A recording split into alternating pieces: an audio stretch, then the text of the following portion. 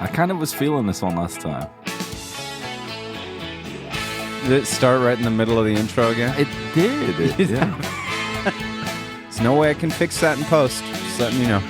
Well, we don't have the technology. MIDI's brand new. The MIDI drummer decided to start at mid-beat. We don't don't have... The only people who can fix that are like the guys from Tears for Fears, and they're not they're not on this continent. More of a staccato band, they think. Band.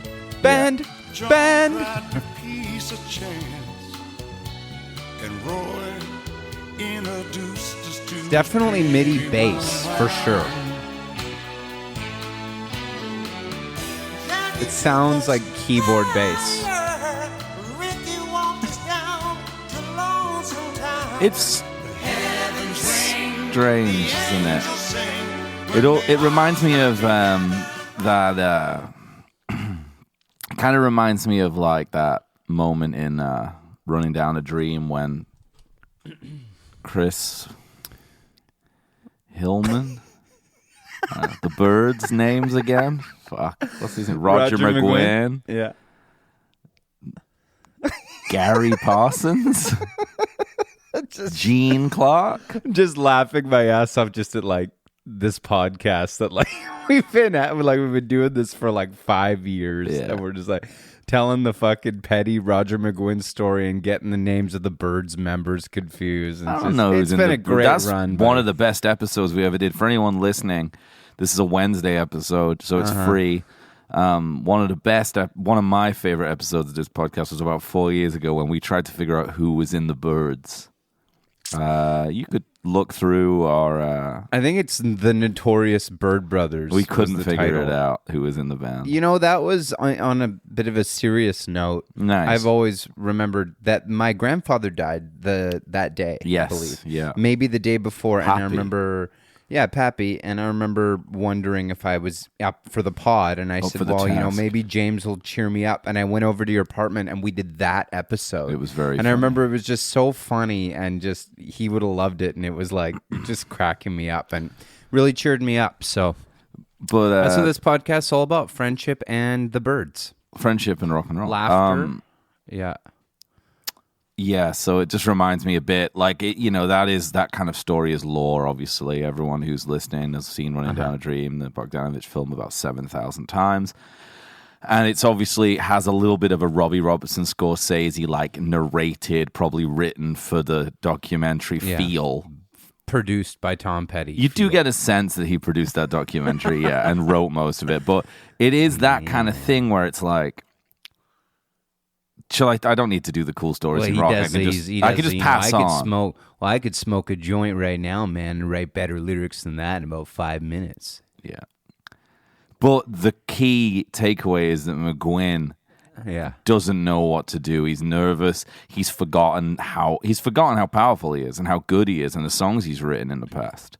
And the record company's hired some kid to write some shitty song for him to do. Exactly. And Petty just this is Roger McGuinn, basically. This is McGuinn. Yeah. But it is a bit like that. It's like, this is the Righteous Brothers, okay? Yeah. Kind of penned a few good ones. I would say maybe one of the best ever.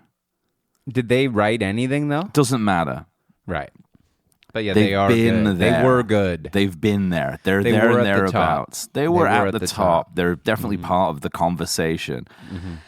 And it's like so strange to imagine within an industry perspective. You don't even have to, it doesn't even have to be about them. It's so strange to think of an industry perspective where enough people were involved to be like, that old sound thing you used to do?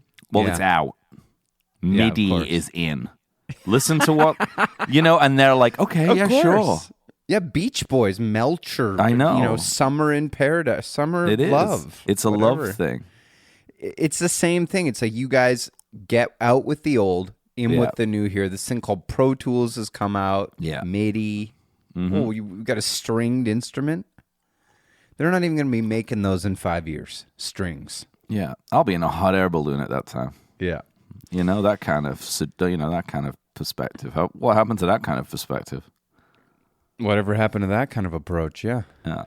And if there's nothing, and if you don't have it, let's put something together. Put some sounds together. Whatever happened to that kind of approach? I don't know, man. I don't know, man. I could smoke a joint right now and write better lyrics than that in 5 minutes. A lot of the Longmont stuff's like it's really been pulled off the internet. It's pretty cool. Yeah. You can't listen to any of the good ones are not on Spotify or anything. I'm going to do this right now. Get this. Wait. Before I take you are going to love this. Our listeners are going to love this one, James. Yeah. I love it. Because I know how you like to have a good laugh at my my music career and my time on my old record company and how incompetent a lot of the stuff that went on there was. We like to have a laugh about that. Oh, yeah. So first of all, I was on Tidal, which is the platform I used the other day. Yeah, you love it. And I was just like, I'll check out like what my profile looks like and stuff like that. It's all totally obviously messed up as other people's stuff on there and all kinds of things. And then I noticed my latest album all of a sudden gone.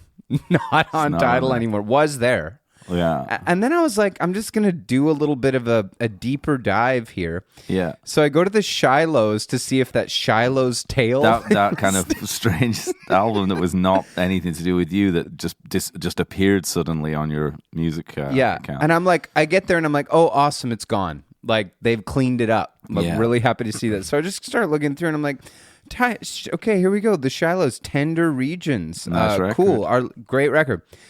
First thing I see, first song on the album, the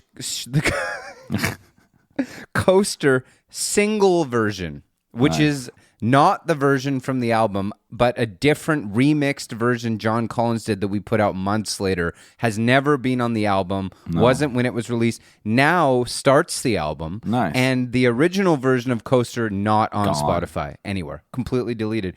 I keep going through... I go through the album. Wonderful album. 5 songs per side. 5 me, 5 Mike Stranglehold Kamaszczyk, right? Yeah. The last song on the album. Yeah. Beautiful song that ends our music career, our tenure as a band. It was a song of Mike's called Something Nice. Yeah. Beautiful song. I get there. Right after Night Flight, track 9, comes track 10. Is it Something Nice by the Shiloh's? Yeah. No. Somehow that's been deleted and it's been replaced by a song by the Matinee called Dancing on Your Grave. It's literally somehow another they're your band's label song mates. Ends our last album. Yeah, they're your label friends. It'd be like if fucking, the last song on Abbey Road was all of a sudden it's funny you should say this because it's funny you should say this because I got told the other day by my buddy. This is a label-wide problem? No, I got told by my buddy Michael Brennan that I have a new song on Spotify and it's just somebody else. It's just not even. It's not me. I mean, it's just not me. I mean, to be fair, like it's that's from my Spotify account is like that album's from like 10, 15 years ago. But now there's just a new person called James Younger who's released stuff. And you know what's funny about this? I was actually genuinely thinking this as I was walking over today. I spent last night with my young bride's family. I had a really nice time. I was just walking back from her house now, and I was sort of thinking, I've just finished this record with Yukon Blonde, French for rock and roll. That's amazing. I thought of a different title for it. Yeah? City. No, Rock and Roll Clown. No, Johnny. We got to lean into the clown stuff. You can release a record called that. Okay. All right. Yeah, and let's see if you do it. I might. It's cool. There's not a chance you will. There's not a chance. I was trying to think of stuff like... Yeah, I know. It's so good. It's good. It's cool that you've come up with a name for your next album. That's good. It's good that you've come up with that. So we'll hold you to that. Everyone listening will hold you to that. It's Johnny Payne's new album, Rock and Roll Clown. I like it. Yeah, I think you should do it. It's kind of cool. And you could be dressed up like a clown. Rock and Roll Joker. Kind of done already. But, I'm leaning into the podcast thing of like the clown genre. I think you should do it. I think you should. I do think it's kind of a cool title, but I think you should. I wasn't trying to like poke fun or anything. No, we're all clown. That's what I'm saying. I think it makes more sense for you, though. Okay, I think because you're even more clown. I think. You're kind of clowning around the whole time. Your Spotify suggests you're a clown. Well, there's definitely some clown stuff happening. So when I was walking over here this morning, I was thinking about how I've got an abundance of songs because I got really inspired writing for the new record. A single on it, and like half the record, it's kind of band takeover. That's a great name for the album, as you said. Yeah. And I was like, I just want to I'd spend January just recording some more. And I was like, I wonder what I'd do. I'd put it out just as my name. And I put it out as James Young. And truly, I'm not even joking, my main motivation to not do that is because streaming services are so fucked up and have like the wrong names and wrong songs. Like whoever James Younger was, that's me, is a version of me from about 15 years ago, plus just a bunch of other people called James Younger who have songs on my Spotify artist 100%. Page. So I was like, I guess they just start with a new name, but it's only because of that. It's the only reason. It's because it's like, because of mismanagement. And also, because I don't want like a metal song on there. No. So that's my plan. What I was going to say before was, though, I want to say it because it's Christmas. Mm-hmm. If you type in Longmont Potion Castle on the internet and go to his website, the best surrealist comedian of the last 30 years, still making prank phone call videos or audio to this day. He's pulled all this stuff off the internet. You can't find, there's a few you can find, but so much of our humor, is kind of is imbued in him, and he's embedded in us, and a lot of bands actually. I mean, I know I'm talking to people who already know about this guy. You can buy all of his stuff on his website, including, which I bought, which is good, a Best Before 24 download, $15, and it's got a lot. It's a kind of, there's a few greatest hits. That's cool. Yeah, so you can buy any of them. There's now, oh my God, I remember me and you really enjoying like a compilation that was maybe called Number 4 or something. 4 is one of the best. Now he's on to 20. Yeah. So this guy's still going. He's 4 is the one that's got kind of like a sheep on the cover, sort of like a goat that's sheep got thing on the cover. That's got bruschetti. What's in the pumpkin brew? Shot of bruschetti. It's got triple double flip. It does, yeah. It's a big album. It is. It's basically it's like Led Zeppelin. It is 4. Led Zeppelin 4. It is. Yeah. It is. Or Toto 4. Yeah, 100%. In a way. Yeah. But in every way. In every way. Well, I that's great. Yeah, do that because give the man some money. Yeah, the way I first heard it was on CD platform. Yeah. And I'd like to find those CDs because that was good. It was like, my friend Devin had like 8, it was like came out like 8 discs of it. Yeah. It was really good. Or I'd like to just make some mixtapes or something. Yeah. But yeah, no, there's another Johnny Payne, as everybody knows too, a gospel singer. Hell, that's a cool... Everyone knows that. Everyone who knows this has been a joke for like a decade. Well, yeah. But I like it around Christmas time because he does some nice kind of spirituals and things. And I feel like it gives my profile a little bump around the holidays. That's nice of him. This guy must hate my guts. He must be like, who's this other clown? I see another. This is cool. So there's another English guy now too. There's a guy here. This guy. This guy. I mean, this guy's famous, but this is kind of what maybe you should have kind of gone for more of this name, Johnny Paycheck. Well, of course. That's the guy who comes up next after you. It's you. Okay, Johnny. If I type in Johnny Payne, listen to this. It goes Johnny Payne. You. Mm-hmm. You're there. Mm-hmm. Then we have Johnny Paycheck next. Yeah. And then we've got Johnny Mathis. Nice. Yeah. Christmassy, and then Johnny Cash. Yeah. So you're in good company. Yeah. Mike has Stranglehold has a great T-shirt with Johnny Paycheck on it. Yeah, he kind of like looks like a Mike style guy. Mm-hmm. Yeah. Country singer. So this is Impossible Way of Life, your bi-weekly rock and roll podcast. which is primarily focused on the Beatles just by sheer necessity of media that comes out. Yeah. And it's Christmas and the turkey's getting fat. And we're here to do Christmassy things, which this time is mostly related to watching this Band-Aid documentary. Yeah.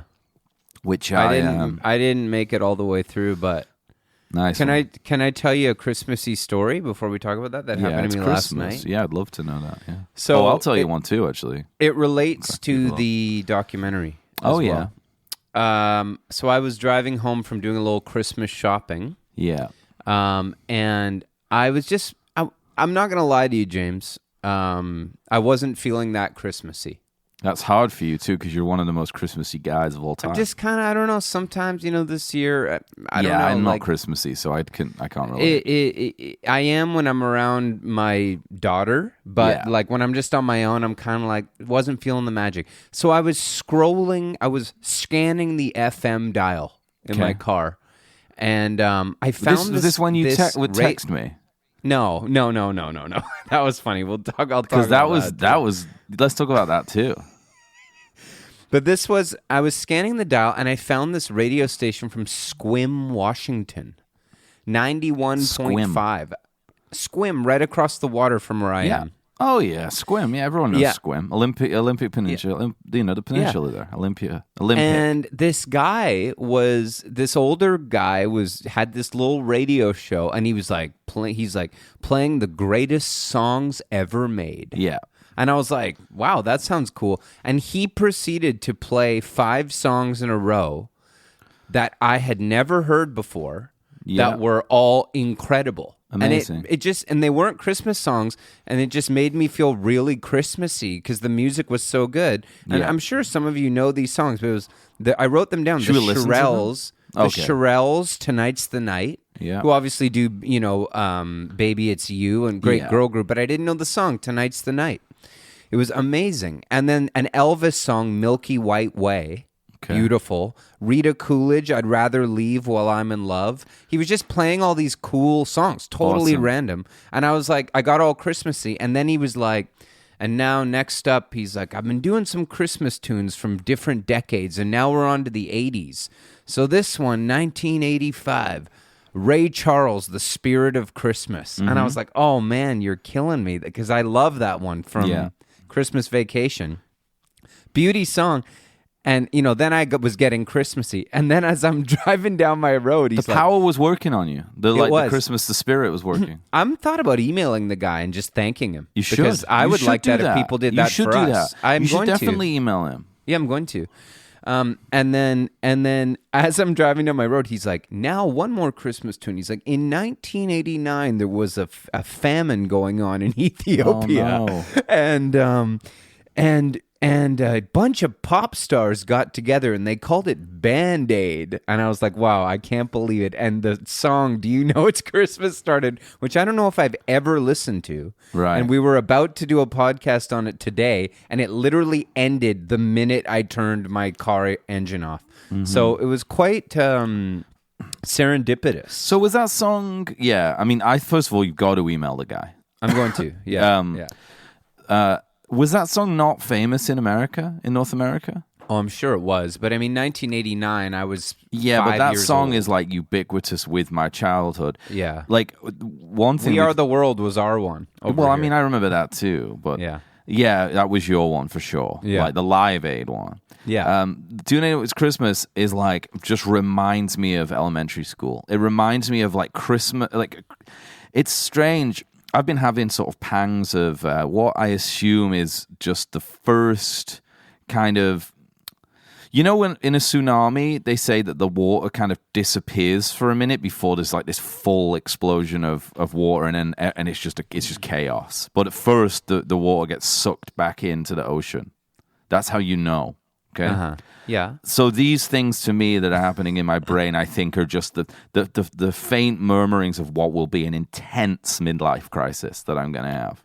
Yeah. At some point where maybe I don't even recover from it, truly. So memories psychogeographical memories of things that happened when I was a child that I've not thought about for ages. No trauma, just memories, kind of like a portrait of an artist as a young man. And one of them, except that's very traumatic actually, so that's bad. One of them is Christmases at my elementary school, like in the dinner hall, and this song is always on.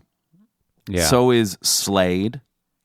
So here it is, Merry Christmas. Oh, yeah. Simply Having a Wonderful Christmas Time. The worst. Like UK Christmas stuff. Yeah. You know? So anyway, this song to me, it just is completely ubiquitous with Christmas as a child. And so yeah, but that being said, I don't know if I've heard it since I was a child. Yeah, I mean, I'm sure, I don't know. I don't have a memory of it like that. I have a one with other songs, like definitely more John Lennon's one than... So This Is Christmas. That seemed to be on a lot more. That was on a lot too, that's true. And obviously, there's just so many Christmas songs, and every family has Christmas music that they would play a lot too. No, we didn't do that, actually.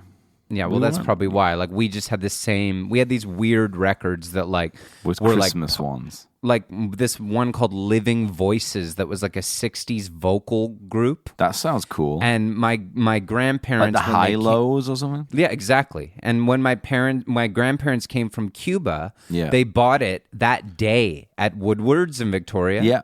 And it was like there being advertised. And so because of that it was the day they arrived, every year it was like that was the Christmas record. Yeah. So we had all these ones like that. So those are my memories more. And then radio stuff was a bit different. Yeah. I mean, Wonderful Christmas Time, I always just kind of turn it off when it's on.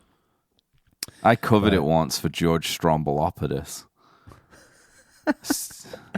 I don't mean to... Yeah, I have to say that one I don't like. Hey, when George Strombolopoulos comes knocking, you got to do whatever he says. George Strombolop. I can't say his name either. I don't know if I'm saying it correctly. George Strombolopoulos. I'm just saying Strombo asked. Strombo. And we delivered Probably the goods. Better. In his house. We went to his house and did it. And I wore I think he lent me like a Wu-Tang Christmas sweater or something. Oh, that's cool. Who's we? Yukon? Blonde, yeah. Nice. We went over, we had to learn it and play it. I guess it's funny when you do stuff like that for a famous person, because then it was on his like radio show or something, and I still get some checks for it. Yeah. For some reason. Yeah. I mean, I get checks for Paul McCartney's song, for just playing it. That's why people do covers, I guess. Yeah. I probably made more money from that than my own shit over the last couple of years. Yeah. I don't know. Thanks, Strombo. I'll tell you a Strombo story. Do you want to know a funny Strombo story? Sure. For people who aren't Canadian, he's kind of, how would you describe who he is? He's sort of like an MTV VJ. He was, very much for much music in Canada. Yeah. Turned kind of like hard-nosed journalist, rock journalist, but also tackled political things and other things, and had like a show. Almost a kind of late-night TV guy, mixed with Howard Stern. More of a kind of a Carson Daly. Yeah, but he's not like. But he wouldn't have taken the shit that Carson Daly took. That's the thing. He's more rock and roll than that. He's more kind of like a here's your news, wearing a choker chain and just throws the news at the camera. You know what I mean? Journalism. Yeah, kind of Gonzo. A little bit Hunter S. Thompson-y. But kind of like but like more daytime to me than daytime for sure. Kind of more like 11 a.m. It's more of a breakfast kind of breakfast, bright studio, couple of chairs, coffee. Yeah, almost like The View, but with him and another guy or something. Yeah, so he's also genuinely no jokes really. No, very serious. But is the kind of journalist, or at least in my experience of when he was in his kind of, when he was kind of a zeitgeist character in Canada, much like a name that we're best to forget, Jean Ghomeshi, both asked questions. Proper journalists in that regard. Didn't just pander around like the way we talk about. They asked some hard-hitting questions. A Larry King, you know what I mean? Mm-hmm. Not a Charlie Rose. Right. Anyway, he was very successful, very famous here, and my story about him is that when we did this thing, we went around to his house, and this is a long time ago. I was wearing this long jacket. This really nice long jacket I had on. Yeah. I was really into it. Been on tour for about like 2 years, and I just bought this long jacket, and I'd found it at an Urban Outfitters in Halifax on the East Coast. And I was wearing this jacket, and I was kind of into it. Rebecca had helped me pick it out, who played in our band. And so I was kind of feeling myself a little bit in this jacket. And we went around to his house, and the first thing he said, because I'd never met him before, was like, dude, that's a really nice jacket. And I was like, thanks, man. Like, thank you. Like, and he was like, where'd you get it? And I was like, it's funny, actually. I got it at like an Urban Outfitters in Halifax. And he's like, oh, interesting. Yeah, no, that looks really good on you, man. That's a cool jacket. I was like, thanks a lot. I saw him on Instagram 3 days later wearing the jacket. Wow. Like, he must have seen it on me and got his people to go get it. Wow. Yeah. Yeah. And you know what? If someone can find those photos, I'll find the one of me in it. We can decide who looks better in it. Well, I think we know, buddy. It's Strombo. No. I met him at Zulu one time. And he's a big music fan. Big, really interested in me, asked me a lot of questions about, and then it asked me if I played music, asked me what kind, name of my band, everything, then gave me his email address and asked me to send him our music. And I think it's... And then never wrote me back. For him, I think there's an element of his curiosity that is very cool. And he seemed very interested at all times in what was going on. He's probably listening right now. I doubt that. That'd be cool. I mean, he could give us a leg up. We're doing a Strombo episode, basically, at this point. Strombo. I'd like to get Jay Onright back on. He'd have a lot to say about Strombo. Yeah, he would. We just talk about kind of Canadian rock journalism. Yeah, exactly. With Jay. With Jay Onright. Another, this is, I mean, we've said we should do a CanCon deep dive, like kind of 10 episodes. People want it. I want it. Yeah, me too. I'd like to just listen to it. I was actually, I'll tell you this. Okay, well, we'll listen to one right now. We'll just pretend we're doing it. I was at, I think you're going to love this. I think I've told you this before, Johnny. Yeah. So I was at my partner's family's kind of get together last night. And she has I think a second cousin, it's complicated, but it's like, when you have cousins and they're like a lot older than you. So she has a cousin or something that's her mom's age. And her partner, really nice couple, always come to these gatherings. They're the reason these kind of gatherings exist, I think, is like when you get to see these people. I've not seen them for a year. They just, and you get to see them. So really nice, humble people, meek people. They're not like, loud. And when I first met them, the husband was talking to me. He was very interested that I played music, genuinely interested in a Strombo sense. He was like, that's great that you play music. My son plays music, actually. So I'm assuming his son's probably 20 years older than me, maybe. And I'm like, oh, that's wonderful, your son. He's like, yeah, he played in a couple. He wrote a couple of pretty big songs, actually. And I'm like, oh, cool, man. And he's like, yeah, the song Tokyo Rose by Idle Eyes? And I was like, I fucking do. I was like, that is CanCon to the max. Yeah. So I was reminded of that last night. That's right, yeah. And I'm going to play it right now for you.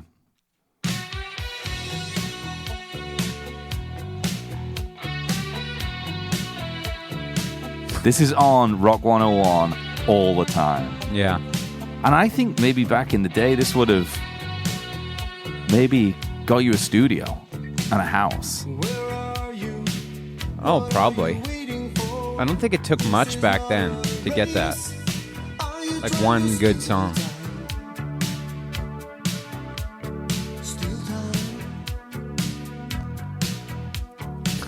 It's almost got like a Billie Jean. Yeah, that's what I was thinking. Yeah. Never thought about that before. Basically is Billie Jean. Even like the vocal delivery, kind of. Big chorus coming up here, though. You tell a story like Tokyo Rose. I got the picture from the stains on your clothes. Didn't they tell you about the shape I'm in this condition of carnal sin? Damn. Great riff, heavy. that. Kind of an Eyes of the Stranger lyrics. vibe. Yep. Yeah. Vancouver. So there you go. You know what's Payolas. funny? And when Payolas comes up as the next song I should listen to, Eyes of a Stranger, Bob Rock. Uh-huh. Early. And then we That's got... a good song. Yeah. Oh, it's such a good song. Can we? Eyes of a Stranger? Can we put it on? Sure. It takes a long time to get going. We've already botched our YouTube for this. It always cracks me up when I get the email like an hour after it comes out. Oh, yeah. Because you played Tokyo Rose. You will not. It's been deleted. Well, I could speak to see if we can get the in-laws, rights. see if I can get the rights for it. I'm not sure. This Bob one, Rock. are you still allowed to do this kind of thing? Because it's reggae. This is in the 80s. You were allowed. I know, and now, but could I still do this kind of vibe? No, definitely not. No. So this is Bob Rock in this band before he's more famous as a producer. Right. You were good at setting this up. This one takes a while. For those who to get don't going. know, this is what the CanCon deep dive will be like. For those of you who.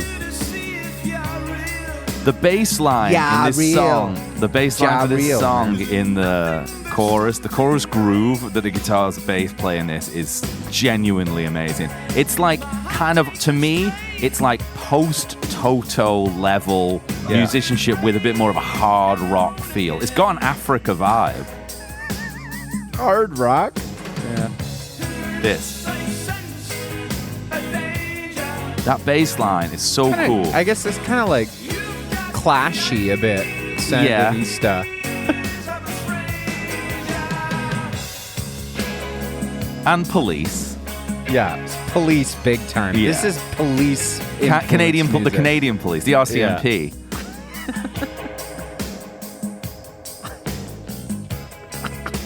Like the. Okay, so actually that brings us back to what we were going to talk about, which is the Band-Aid documentary that we watched, which, to be honest, for anyone who's not seen it, kind of boring. Yeah. Wasn't great, but there was a few things that stood out to me about it.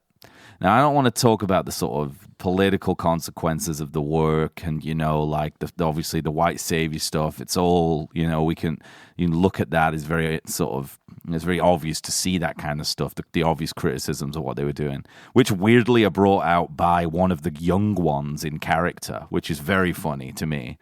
And this is going to be a kind of, this is very eccentrically British, right? Like a lot of the people in this, you were kind of like, I don't really know them. Because they're very, very British famous people. It's just a bit before my time, and also my era. Late 80s has never been my era of pop music. Whereas I just grew up with these names. Yeah. These are household names in Britain. No one was listening to this music in my house. I was more into like Payolas, Tokyo Rose. Yeah, you had your own, exactly. Idolize. Yeah. Tokyo Rose. Great name for a band, Idolize. Yeah. Idolize, Got it. It's pretty good, eh? It's very good, yeah. I just noticed in this documentary, everyone seemed to, during it, and I know it speaks to where they were at in 1984 probably a lot, a tremendous amount of... That early? Yeah. I thought it was 89. Probably is, yeah. I don't know when it is. It's later, I think. I'll see when it came out. That's why Sting's so the song started. It's 1984. I think it came out. Yeah, it's 1984. Oh, yeah. Well, the guy last night was wrong from Squim. No, it's you should let him know that as well. Yeah, I will. Yeah, it's 1984 because it kept Last of course Christmas. It is. 89's way too. No, George Michael's like a baby. Freedom 90, by the way. Yeah, he'd already burnt the leather jacket from Faith in 89. Exactly, yeah. He was already on Too Funky. He's hanging out with models and stuff. Andrew Ridgely is pieced out by then. He's great in the doc. I love George. Getting back to what I was saying, it's 1984, and I suppose that speaks to what I'm going to say, is that there seems to be, in the entire documentary, a genuine fear surrounding Sting's vocal talent. His ability. Like, everyone's talking about Sting the whole time. Like, Phil Collins comes in, right, plays a drum part that I've never heard on the song ever. There's not many drum. It's kind of the drums are completely produced. Yeah. Reduced produced and reduced. Well, they're kind of Righteous Brothers 92 style drums. They just turned them into V drums, kind of, yeah. But he's playing like a crazy thing. I don't even know what's going on. I don't even know what kind of drumming that is. He's sweating a lot. He's feeling it, and he's come in and he's done it. I like it how he says he explains his drum sound. Yeah. Yeah. He explains it. He's couple like, overheads over the toms. And then room. That's kind of what I do. Yeah. It's kind of what I do. You know, compress them right. It's kind of what I do. Yeah, a lot of that's my sound. Basically Zeppelin. You know, they're kind of 80s like, Zeppelin. All those guys were like, Bonham figured it out. Room. Yeah. A lot of compression. Yeah. That's what we need. That's the sound. It is worth watching. Well, okay, so there's a fear of Sting, and I think it's based on his register, because they get him to do all the high stuff, right? It's like in All for One, One for Love. Yeah, like he's got the range. Yeah, so he's singing. Everyone who's singing, he's doing their harmony. Yeah. So they're like, well, Sting is gonna they've kind of earmarked Sting for all the harmonies. And he even says he seems pretty mellow honestly. He's just kind of... He's got his kids there and stuff. Yeah, he's pretty mellow. That's kind of the swagger, though, to me. Yeah. Is he shows up, he's like elder statesman. He's like, I'm bringing all my kids, my wife. Yeah. We're just going to be kicking it over here. Just give me the little nod when you need whatever part. Whatever you need, I'll do it. Whatever you need. Give me a little nod. I'm just be hanging out with my babies. You know, you got like Bono there. He's scared of Sting at that point. Of course. Scared. Well, Sting is he's the originator, man. He comes before. He does. When is the first Police record? Like 77, 8 maybe? 77? Yeah. Yeah. So, you know, he kind of set the tone for the like 80s. Reggae. Yeah. He kind of set the tone for the 80s, yeah. That vibe of sort of UK 80s reggae, anything goes sort of pop. Yeah, and punk just pop. You know, they've got all these other guys coming in. Even George Michael, for instance, who he's reggae at times. Sure, but he comes in and he has the chops, the vocal chops, to say to Midge Ure and Bob Geldof, I just can't really sing it here. I'm gonna move it. I'm gonna move my. Clearly no one dared. And Sting's like, I can sing in any key. Just fucking whatever you want. So I think there's a lot of fear around him.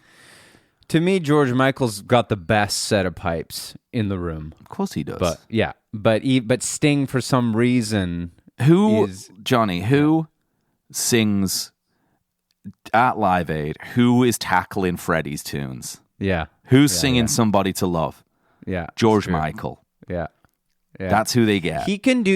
George Michael can do the Freddie balladry very well. If he wants. If he wants to. Not sure he could handle the rockin' stuff quite as well, maybe. Yeah, maybe. But Somebody to Love, forget it. No problem. That's what you get Paul Rogers. Crazy little thing called Love. Yeah. Imagine George taking that on. Beautiful. And then you switch and get Paul Rogers in for some of the kind of more power. Yeah, for like Who Wants to Live Forever and stuff like that. Or like Radio Gaga.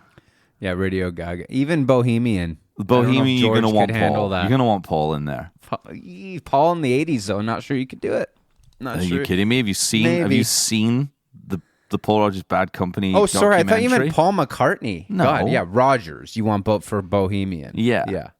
I keep thinking, I get mixed up when we talk about Freddie because I'm thinking, oh, darling. Yeah. I go there. Yeah, Paul, I know. I go there. Yeah. I know where you go. What are the more, like another one bites the dust? You want Paul Rogers. The only man other than Freddie who could handle that kind of power. Whereas vocally. A kind of whimsical, sort of frolicking tune like Killer Queen, I think George could do. Yeah, and I think Paul would do a show tune version of it. Yeah. I think that's a fair assumption. Yeah. But yeah, so everyone seems a bit scared of him. They seem very impressed with Phil Collins showing up. And it is funny watching the younger artists on Band Aid kind of being in the room. It seems like it's very clear at the time that Spandau Ballet are the biggest band at that moment. Them and Duran Duran, I think. Yeah. Boy George, Culture Club. Mm-hmm. I think Boy George is awesome in it. His vibe, I thought, was fucking awesome. He shows up off a plane from New York, goes in, starts singing, and he is just so confident and funny and like disarming. And I loved Midge and Bob Geldof take themselves a little fucking seriously, right? I mean, I think they do think they're saving the world, right? Which is part of rubs it. me the wrong way in it. Me too. I don't know what it is. And well, I think it's because there's it seems as if there's an element of hubris around what they're doing, which is like, even though what they're doing is ultimately like trying to like stop a famine, you have to be a certain kind of person maybe to do that or something. I also think that, and this might be a bad thing to say, I'm not claiming it to be true, but I get a bit of the vibe that he's kind of doing it to like hang with all these musicians. He's not and up to that like level. Power trip. Yeah. To be like, oh, this is my way of kind of being in this room and having power. Well, definitely the way in which, as someone, and you too, not the band, even though The Edge couldn't make it. The Edge has a kidney infection. Yeah. But I couldn't believe, it made me really think about the way in which I produce records. I couldn't believe how intense Geldof and Midge were with the artists. Like, yes, we're going to need you to do that. That's just like, change your vocal sound. They were telling people, like, could you give it a bit more because this is a sad song and you're just singing it. We need you to sing it with like, That's what I mean. Say a prayer. Do that. It's like, and it's doing stuff to be like, I'm calling the shots here. I'm calling the shots here, buddy. Yeah, you might have a fucking number one record right now, but in this room, that doesn't matter. And they keep bringing that up. Yeah, I know. Egos, like we've had to. It's been nice to see people without leave. It's very Live Aid. Leave your egos at the door. I know. Yeah. Do you know the story about George? I don't know if they tell him that because he wanted Last Christmas to be number one. Yeah. But then they talked to him about it in the documentary. Cool stories in rock. But he says that he wants the Band-Aid song to be number one. Yeah, to make money for everybody. He says, but he's kind of like, oh, it's bad timing. He's like, maybe mine could be number one like afterwards or whatever.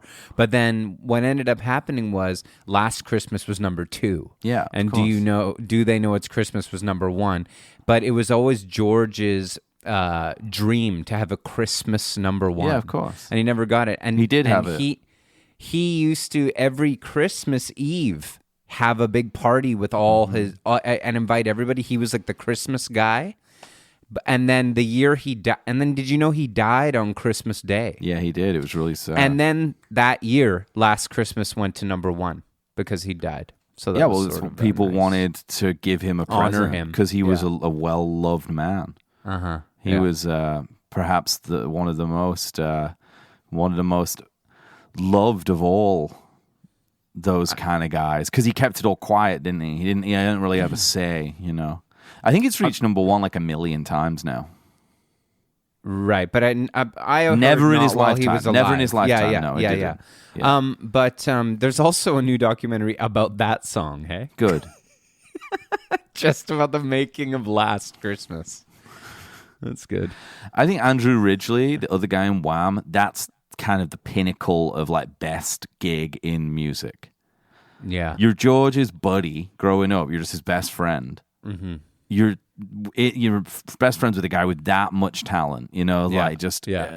And they're writing tunes together, hanging out, living like playboys. Yeah. And then after a few years and a few $1 million, George is like, I'm just going to do my own thing now. And you're like, yeah, it's fine. I'm good. And then you can live and not get noticed anywhere you go. Yeah. You just were in Wham.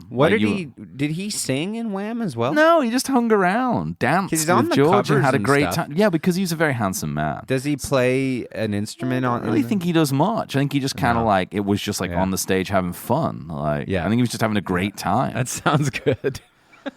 You wouldn't, if you bumped into Andrew Ridgeley right now, you wouldn't be like, that's Andrew Ridgeley. I wouldn't have known his name, to be honest. Yeah. So I think it's funny,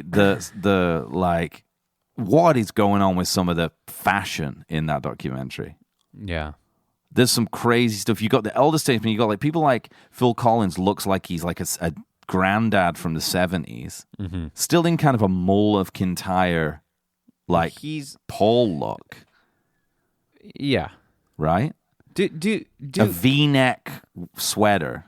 V-neck sweater, slacks. Yeah. Just kind of Sunday grandpa vibe. And then you got like the guys like Sting and Weller, who are more like kind of new wave, like early new wave, like punk new wave. Angular hair, kind of military, slight military fatigue look, you know. And then you've got the new romantics in the room, like, pirate. and that is pirate as fuck. They're all the new it's all pirates. pirate, basically. Well, the new romantic look is very complete pirate. Earring, makeup, pirate. The singer from who starts the song, the Spandau Ballet singer, who comes in a pirate costume.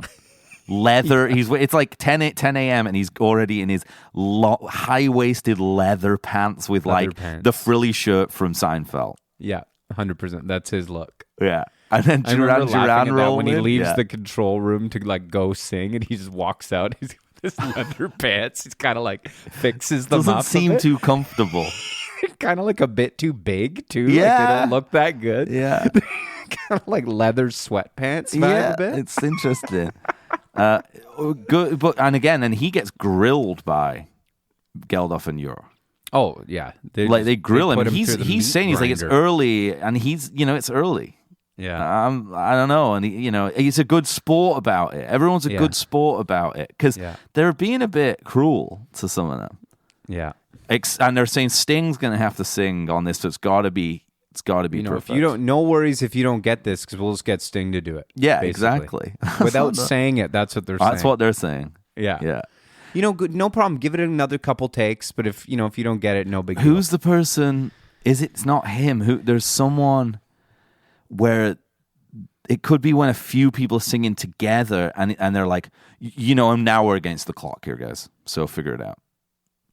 You might not have got to that point. There's a point at which someone's not nailing it, and they're like, and also you've got a couple more goes, otherwise we will get someone else to do it. Yeah, which is pretty interesting. Well, those two guys from Status Quo or whatever, those guys are awesome.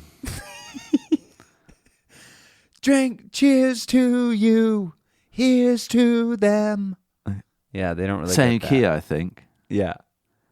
Well, see, they're from a whole different generation. Couldn't tell you one Status Quo song. Rocking all over the world. You're in the army now. Right. They're like full. They're like so pub rock that they're not even included in. They're too pub rock to be in the Brinsley Schwartz kind of post Brinsley Schwartz, like Nick Lowe pub rock era, Spedding and like Dave Edmunds and stuff. Status Quo, like Status Quo. No, that's not. That's different. That's not pub rock. It's stiff, but to me, that's when it starts getting into post punk, like because it's a bit dancey and it's like the Specials or something. Hit me with your rhythm stick. Yeah, exactly. Yeah, that stuff to me is I understand it is like it's more squeeze pub. Sex and drugs and rock and roll. That one's a bit pubby. There's all pubby because he's just going sex and drugs and rock and roll, and he's just a guy who is responsible for the singer in AC/DC continuing his career, Ian Johnston or whatever his name is. Bruce Johnston? Bruce Johnston? No, he's in the Beach Boys, isn't he? Yeah, he is. Brian Johnston. My mate's Ian Johnston. He's a friend of mine. Yeah, Brian Johnston. Johnston. You did Disney Girls. Yeah. Cool Stories in Rock. Brian Johnston? Yeah. Brian Johnston. Boring Back ass in name Black. for Brian Johnson. Paul Rogers. I guess that's boring. It's a bit better. No, not really. Brian Johnson's pretty boring. If you're the singer of AC/DC. The other guy's name was Bon Scott. It is true the other guy was called Bon Scott. And, Bon Scott's a bit more rockin'. Yeah. Hard to tell, though, when you put the name to the personality. Like, Keith Richards is a pretty kind of a boring name. But it's got so much, the signifier is like it's the coolest name somehow. Yeah. Whereas somehow. Mick Jagger actually is cool off the top. Yeah. Yeah. Brian Jones. Yeah. Brian Jones. It's not Freddie Mercury, is it? No, it's not. It's not Sting either. Sting, no. Well, I mean, I think that went a long way for him. Yeah, the name. The name. Yeah. Yeah. Going in, just being like, I'm just going to be Sting and people will have to deal with it. Mm-hmm. I think. Because they don't even talk about the police. You know. No. Andy Summers isn't there. What Where's has he done Copeland? solo at that? I think this is after the Police end are of the still police. together. Every breath you take, I think, So is like Synchronicity. This is just post Synchronicity. So they're massive. oh, they're no. I think Because- it's past that. I think it's No, I know, but I right think towards it's the right. end. Because that was the year 83. Because that was the year I was born. Synchronicity was huge. I Okay, think. so it's not even. Yeah, should So they have this not is- just broke up? Maybe they just broke up and they're like, watch out, Sting's on the prowl. Well, because of every breath He's you take. coming for When's that all our from? bands, maybe. You know, he wants to be the singer in what Status Quo or It something. definitely doesn't. They officially disbanded in 1984, but Wow. 83. You're right on it. Mm-hmm. He just come off a massive world tour of Synchronicity. Biggest band. Biggest. They were the probably biggest band in the world. Biggest band in the world right then. I'm willing to say. Yeah, I think so. Yeah, exactly. Yeah. Yeah. So there you go. So Sting's coming in. He's at like hot. Michael Jackson level at this Yeah, point. he Like is. that year, it's kind of Yeah. like Thriller's number one, and then Then Synchronicity's up do there. do do da da da is second. Up there. Every Breath You Take's probably top 5 singles of 83. What are the biggest? Who were the biggest artists in '83? Well, Thriller. I'm gonna say biggest UK artist Oh, okay. That was like in top singles of 1983. I bet you. because this is gonna give us biggest key songs. Culture Club, so Boy George, Big. Karma Chameleon. Dude, check this out. 1983. You want to hear this? Get Yeah. this. Hot 100 World Yeah. 1983 top songs. Number Every 2. Breath You Take. Number 2, Billie Jean, Michael Jackson. Yeah. Number 1, Every Breath You Take, The Police. There you go. Biggest song of the year. So this is what we're talking about. Yeah, this This is why guy's- Sting is feared. This is guy it. has topped Michael Jack fucking Yeah. Thriller. He's in the room. He's Yeah. the Michael Jackson of the We Are the World in this one. It does make sense. Yeah, and now. he's got the high range. He They're can do kinda anything. Yeah. That's epic, dude. I had no doubt. I mean, we've got Culture Club here. The only people who are missing are the Culture Eurythmics. Club's number 11 on this Yeah, list. but the Eurythmics, Sweet Dreams Are Made of This, and Love Is a Stranger came out that year. We've got no Annie Lennox. There's not really any women involved in this, are there? There's kind of a No. fucking dude. That's the thing that's weird That's about the it. Like, thing. It's all dudes in It's this and one. you can tell that's the ego. It's like they're Yeah. bringing in these guys that they have a beef with to be like, we're in charge now, boys. Yeah. And why are Cool in the gang there? Yeah, I didn't understand that at all. What? Like, are they English? No. No. I don't get it. I'm going to be stunned if they're English all of a sudden. Okay, so here's who I else is don't missing. think so. We're also missing David Bowie, because Yeah. this is Let's Dance, isn't Why it? why did they not get any older people like in Live Aid? Like, why didn't they get like, Paul Robert McCartney Plant. and Elton John? Because I feel like these guys were feeling themselves. It's the Yeah, 80s. they thought, yeah. And this is pre-Live Aid, right? Yeah. The American one came after. He invented it. Geldof invented it. Geldof invented it, and it took off, and then it's If you look yeah. up Geldof, like this is Yeah. what's funny about it. If you kind of look, obviously he was in the Boomtown Rats, but my big question was like, because he's so famous in England, right? Mm-hmm. And it's mostly because of this. And then he started an entertainment company, and like he's like a money man, like he's smart. But he, if you look it up and you think, okay, tell me why I don't like Mondays or whatever, and, Yeah. that's a cool song. Yeah. Boomtown Rats not that big. No. Midge Ure has a bit more of a claim because he sung Vienna by Ultravox, big song, big 80s song.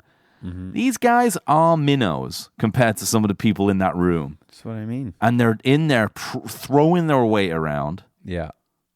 So I don't think you're wrong. Okay, Well, Duran this is- Duran are in there. They're number 15 or something Wham, here. Club Tropicana. Uh-huh. It's got to be in there somewhere. Oh, well, we got Duran Duran 17, Hungry Like the What about Wolf. True and Gold by Spandau Ballet? No. The only other Massive thing songs in England. The Pretenders. Where's Chrissy? Exactly. That would have been nice. Paul Why Young. can't she- They why have Paul can't she Young be in there? there, don't they? He's in, and they're giving him a hard time. Paul Young. I don't even know some of these. What about Men at Work? They're Australian, right? Yeah. Yeah. Phil Collins, he's here for You Can't Hurry Love that year. Culture Club have a few on this list. Yeah. They'll have been Church of a Poisoned Mind too. We've got it's a Time, Clock Victims. of the Heart. Madness. They're English, aren't they? They're kind of more okay. So they're more in the Ian Dory pub rock scene to me. Right. Two tone, specials reggae. Yeah. I I think that David Bowie thought these people were a bunch of clowns and he didn't want anything to do with it, is what I think. What do you think about, who else was writing songs this year? Who? A couple of songs for you that you might have heard of. What's that? I'm Still Standing, and I guess that's why they call it the blues. Big comeback for him. He's nowhere to be seen. Needed to replenish that bank account. A little bit. Eurythmics? Well, I said that, and they're from Crouch End. They were only around the corner. Yeah, number 10. Dave Stewart and Annie Lennox Yeah. could have just rolled on down from North London. 100%. What about UB40, Red Wine? Well, yeah, I thought about that. It fit right in. Yeah. Yeah, it would have been cool. Yeah. So, anyway, well, now I want to know. McCartney's on the charts with Michael Jackson for The Girl Is Mine. It's a classic. Yeah, so dude, Sting. No wonder the reverence. It's amazing stuff. I mean, I don't know if I can believe that. Well, ChatGPT says Elton John's absence from Band Aid is because probably most likely down to scheduling conflicts because he was touring globally. Yeah. Probably Bowie too. Let's Dance tour. Exactly. Potentially. Yeah. Let's see if there's any notable. Good year, 83. Good year. For better tunes. than 75 or whenever it was. Yeah. Okay, Bowie said David Bowie famously declined it here. It says because he was uncomfortable with the rapid and spontaneous nature of the project and the potential for criticism of being seen as part of a charity celebrity event. So prescient. The Smiths said it was bullshit. It's self-congratulatory. Yeah. Yeah. The Cure? The Style Council, Paul Weller, he did do it, so I don't know why. Yeah. That's weird because he is. The Cure, they weren't in, but they, I feel that makes sense. Yeah. Okay. This is really funny. This is good stuff. Band-Aid. No, it's telling me the wrong thing here. Come on. This is good. Band-Aid. Kind of stupid name. You don't like that, eh? Not really. So anyway, watch the documentary. I'm trying to think if there was anything else that cracked me up about it. I thought we could talk for a couple minutes about the best and worst rock Christmas songs. Just off the top. Yeah, like Wonderful Christmas Time for me is pretty low. I really like Slade's one. Yeah, that you mentioned that, and I like Elton John one. I don't really like. Step Into Christmas. You know that one? Yeah. Step into Christmas. Step Oh yeah, that one's a bit. We could watch the snow fly forever and ever. It's pretty bad. Yeah, I like Brenda Lee. What about Top Pen? I mean the classics are don't untouchable. Count. The Tom Petty one I Petty? don't like. It's too ironic. He's just like too like takes Christmas seriously, man. Yeah, I know. Take it serious. If you're gonna do it, take it seriously. Yeah. In my Bowie opinion. and Bing Crosby's Really version good. of- See that? That's what I'm talking serious. about. They take that very seriously. fucking seriously. Very seriously. Imagine being Bowie and being like, "We're gonna need this is how seriously I'm gonna take it. I need Bing Crosby in on this." Yeah. And he's there's no way he's gonna do it. It's like we will have to get him. And Bing Crosby, I need to be taken seriously doing this, so we're gonna have to get the guy who fucking sang White Christmas. Yeah. That's the only way I'm doing Or is it Silent? Do they do Silent Night? Yeah. Right? Is that what it is? Yeah. Oh, no, the Little Drummer Boy. Little Drummer Boy. That's what it is. It's very serious stuff. Bruce Springsteen does that kind of dumb cover of Santa Claus is Coming to Town that everybody loves. But again, I think it's a bit much. I would say Lennon's got one of the best, even though it's like sad. War is Over. Yeah, it's nice. It's pen serious. I was listening to Imagine the other day, the record. It's pretty fucked. There's a lot of bad songs. Yeah. It's not good. It's not in my top 3 No. of John's, for sure. It's like number 5 or something. Yeah. Okay, well, I'm trying to think Like of Double Fantasy, Plastic Ono Band, Walls and Bridges, Mind Games, all better than Imagine. Rock and Roll Christmas, Beach Boys, Little Saint Nick. what about... Not bad. Yeah. Michael Jackson never did one, did he? No, I think the Jackson 5 had I saw they have Mommy all kissing those- Santa Claus. Santa Claus is coming to town, all that kind All of stuff. the Motown stuff. And the Spectre stuff's really good. Yeah, it is. I'm just trying to think. Sleigh Ride by Darlene Stay Love. Another Day by East 17 is the biggest one for me in terms of Christmas songs from Britain. Right. Those who know. End of the day. I just think Wonderful. And then have you Mistletoe and Wine by Cliff Richard. Yeah. Oh, of course. That have you reminds me. Sorry, that is my primary school. Christmas time, mistletoe and wine, children singing Christian rhymes.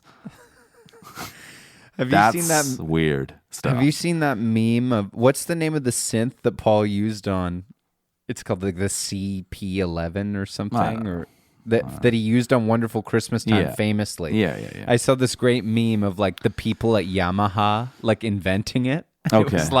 It was like we should try to get one of these to Paul McCartney. Imagine what a Beatle could do with this kind of power, and then the result is Wonderful Christmas Time. Ring, gang, gang. As someone who learned that song, it's very complicated chords. Kind of here, there, and everywhere level chords.